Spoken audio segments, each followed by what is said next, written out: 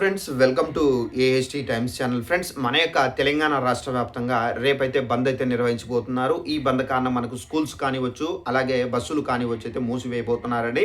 అయితే అసలు ఈ బంద్ ఎందుకు నిర్వహించబోతున్నారు ఏంటనేది మీకు క్లారిటీగా ఎక్స్ప్లెయిన్ అయితే చేస్తాను. ఇక్కడ మీరు చూసుకున్నట్లయితే తెలంగాణ రాష్ట్ర వ్యాప్తంగా విద్యా వ్యవస్థకు సంబంధించి పలు సమస్యలపైన అఖిల భారత విద్యార్థి పరిషత్ అంటే మనకు ఏబీవీపీ రాష్ట్ర ప్రభుత్వం తీవ్ర విమర్శలు అయితే చేసింది.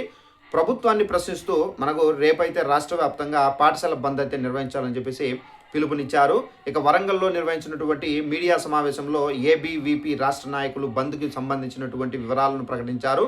ఈ సందర్భంగా ఏబీవీపీ రాష్ట్ర కార్యదర్శి మాచర్ల రాంబాబు గారు మాట్లాడుతూ రాష్ట్రంలో ప్రభుత్వ పాఠశాలల పరిస్థితి ఆందోళనకరంగా అయితే మారుతుందన్నారు.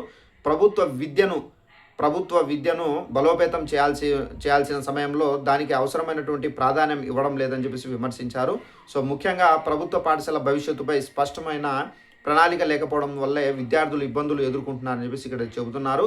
రాష్ట్రంలో అనేక ప్రైవేట్ కార్పొరేషన్ల విద్యా సంస్థలు అధిక ఫీజులు వసూలు చేస్తున్నప్పటికీ వాటిపై కఠిన చర్యలు అనేది కల్పించడం లేదని ఏబీవీపీ ఆరోపించారు. ఫీజుల పెంపు కారణంగా మధ్యతరగతి పేద కుటుంబాలకు సంబంధించినటువంటి ఎవరైతే పిల్లలు ఉన్నారో వారిపై ఫీజుల భారం అనేది ఎక్కువ పడుతుంది. ఫీజుల నియంత్రణ కోసం ప్రత్యేక చట్టాన్ని తీసుకురావాలని చెప్పేసి ప్రభుత్వాన్ని అయితే కోరుతున్నారు. రేషనలైజేషన్ పేరుతో వేల సంఖ్యలో ప్రభుత్వ పాఠశాలలను ప్రభావితం చేసే నిర్ణయాలు తీసుకునే ప్రయత్నాలు కూడా అయితే జరుగుతున్నాయని చెప్పేసి ఇక్కడైతే చెబుతున్నారు. అయితే దీనికి సంబంధించి మనకు పాఠశాల ప్రారంభమైన రోజుల్లోనే గడుస్తున్నప్పటికీ విద్యార్థులకు యూనిఫామ్ల పంపిణీ కూడా పూర్తి కాలేదని చెప్పేసి ఇక్కడైతే చెబుతున్నారు.